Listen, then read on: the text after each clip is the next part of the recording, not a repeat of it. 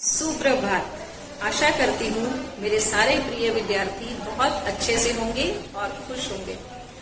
आज हम व्याकरण का विशेषण पाठ विस्तार पूर्वक पढ़ेंगे। ये आप पहले भी अपनी पिछली कक्षाओं में पढ़ते हुए आए हैं। तीसरी, चौथी, पांचवी कक्षा में भी आपने पढ़ा है, छठी कक्षा में भी पढ़ा है, लेकिन आज हम इस पाठ को विस्तार पूर्वक पढ़ेंगे। विशेषण। विशेषण की परिभाषा एवं उसके प्रकार। संज्ञा या सर्वनाम की विशेषता बताने वाले शब्द विशेषण कहलाते हैं। जैसे संज्ञा शब्द जो होते हैं, किसी भी व्यक्ति का नाम, वस्तु का नाम या स्थान का नाम, और उनके स्थान पर जब हम इसने, उसने, उन्होंने इन शब्दों का प्रयोग करते हैं तो इन शब्दों की जो विशेषता बताते हैं वो शब्द विशेषण कहलाते हैं। जैसे यहाँ पर देखिए, हाथी साहसी जानवर है, तो हाथी की विशेषता यहाँ पर ये बताई जा रही है कि हाथी जो है वो साहसी जानवर है, तो साहसी यहाँ पर विशेषण है। राम एक ईमानदार लड़का है, तो यहाँ पर राम की विशेषता क्या है कि वो एक ईमानदार लड़का है, तो यहाँ पर ईमानदार शब्द जो है वो विशेषण है। अब यहाँ पर आप आम देख रहे हैं। आम कैसे हैं? पके आम। आप पके आम खा सकते हैं, तो यहाँ पर आम कैसे हैं? पके हुए हैं। तो पके शब्द जो है वो आमों की विशेषता बता रहा है, तो पके शब्द जो है वो विशेषण है। दूध अच्छा नहीं है। यहाँ पर दूध का गुण क्या बताया गया है कि दूध अच्छा नहीं है, तो यहाँ अच्छा शब्द जो है वो विशेषण है। अब विशेषण के प्रमुख भेद। गुणवाचक विशेषण, जैसे किसी के गुण के बारे में बताया जाता है, वो अच्छा है, सुंदर है, काला है, गोरा है, मोटा है, पतला है, तो जो शब्द गुण बताते हैं वो गुणवाचक विशेषण कहलाते हैं। उसके बाद आता है संख्यावाचक विशेषण, जिसके अंतर्गत हमें एक निश्चित संख्या के बारे में पता चलता है। जैसे 10 बच्चे, 3 गेंदें। इस तरह से अगर किसी निश्चित संख्या के बारे में हमें पता चलता है तो वो संख्यावाचक विशेषण कहलाता है। उसके अंतर्गत आता है उसके बाद आता है परिमाणवाचक विशेषण। जिस तरह से हम दूध लेते हैं या किसी चीज का नाप तोल करते हैं, 1 किलो दूध हो गया या 1 किलो घी हो गया, 1 किलो चीनी हो गई, 2 दर्जन केले हो गए, तो इस तरह से जब नाप तोल किसी के कोई चीजों को लिया जाता है तो वो परिमाणवाचक विशेषण कहलाता है। इसके बाद आता है सार्वनामिक विशेषण।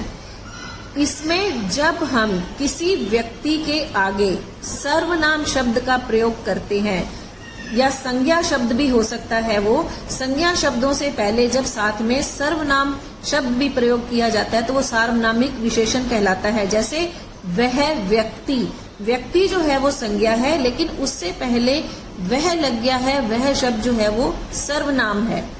इसी तरह से जैसे उस घर, घर संज्ञा है, उस सर्वनाम है, तो संज्ञा से पहले जब सर्वनाम शब्द का प्रयोग करते हैं तो वो सार्वनामिक विशेषण कहलाता है। अब इसके अंतर्गत जो परिमाणवाचक और संख्यावाचक विशेषण हैं, ये निश्चित और अनिश्चित 2 प्रकार के होते हैं। निश्चित के अंतर्गत हमें एक निश्चित संख्या के बारे में पता रहता है कि ये इतना ही है।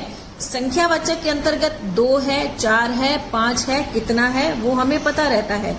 और परिमाणवाचक के अंतर्गत भी 2 किलो है, 4 किलो है, 5 किलो है, वो हमें एक निश्चित परिमाण पता रहता है। लेकिन जब हम कहते हैं कुछ, थोड़ा, ज्यादा, मतलब हमें एक निश्चित संख्या का पता नहीं है या निश्चित परिमाण के बारे में पता नहीं है, तो वो निश्चय और अनिश्चयवाचक विशेषण के अंतर्गत आते हैं। अब सबसे पहले है गुणवाचक विशेषण। जिस शब्द से संज्ञा या सर्वनाम के गुण, रूप, रंग आदि का बोध होता है उसे गुणवाचक विशेषण कहते हैं। जैसे बगीचे में सुंदर फूल हैं, तो फूल जो है वो संज्ञा है और सुंदर क्या है, उसकी विशेषता बता रहा है। तो यहाँ सुंदर जो है वो गुणवाचक विशेषण है, जो फूलों के गुण को बता रहा है कि फूल कैसे हैं। उस लड़के का रंग काला है।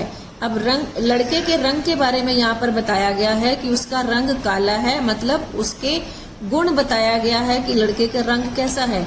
तो यहाँ पर ये गुणवाचक विशेषण है, उसका रंग जो काला है। उसके बाद है परिमाण बोधक विशेषण।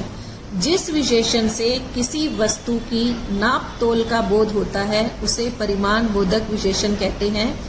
जैसे मुझे 2 मीटर कपड़ा दो, उसने 2 किलो सेब खरीदा। यहाँ पर हमें एक निश्चित संख्या के बारे में भी पता है कि हमने कितना सामान लिया है। अब है संख्यावाचक विशेषण। जो विशेषण संज्ञा शब्दों की संख्या तथा क्रम आदि की विशेषताएं बताते हैं उन्हें संख्यावाचक विशेषण कहते हैं। जैसे कुछ बच्चे जो है यहाँ पर अनिश्चित है। 4 आम जो है वो निश्चित है। तीसरी अलमारी जो है वो भी एक निश्चित संख्या हमें पता है। जहां पर कुछ आ गया वो अनिश्चित हो गया, और जहां पर हमें संख्या का पता है कि ये 4 है, तीसरा है, दूसरा है, वो निश्चित संख्यावाचक विशेषण कहलाता है।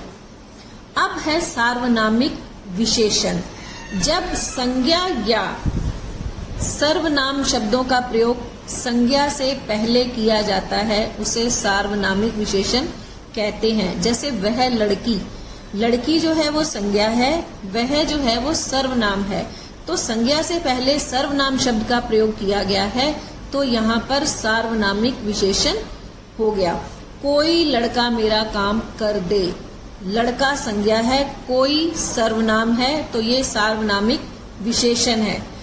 तो इसी प्रकार से हम इन वाक्यों को पढ़ेंगे और उनके बारे में जानेंगे कि सार्वनामिक विशेषण क्या है। मतलब कोई भी संज्ञा का शब्द हो, उससे पहले जब सर्वनाम शब्द प्रयोग होता है तो वो सार्वनामिक विशेषण बन जाता है। इसी प्रकार से हमने ये आज अपना विशेषण का पाठ पूरा पढ़ लिया। किताब में भी हमारा सारा ये दिया हुआ है, तो इसको हम अच्छे से इसकी पुनरावृत्ति करेंगे। आप लोग अपने आप से भी स्वयं पठन पाठन करेंगे और फिर इसको अच्छे से समझ लेंगे। अब आज का हमारा विचार, लास्ट में हमें एक अपना अच्छा विचार आज का रखना चाहिए कि आज हमें क्या काम करना है। जिसके मन में भाव सच्चा होता है उसका हर काम अच्छा होता है। इसका मतलब ये है कि हमें कभी भी किसी के लिए कोई गलत भाव या गलत सोच नहीं रखनी है। अगर हम इस प्रकार से बन जाते हैं तो हम कभी किसी के लिए गलत नहीं सोच सकते, और हमारे अपने काम भी जो है बहुत अच्छे तरीके से और सही ढंग से होते हैं, जिससे हमें बहुत खुशी और आनंद महसूस होता है।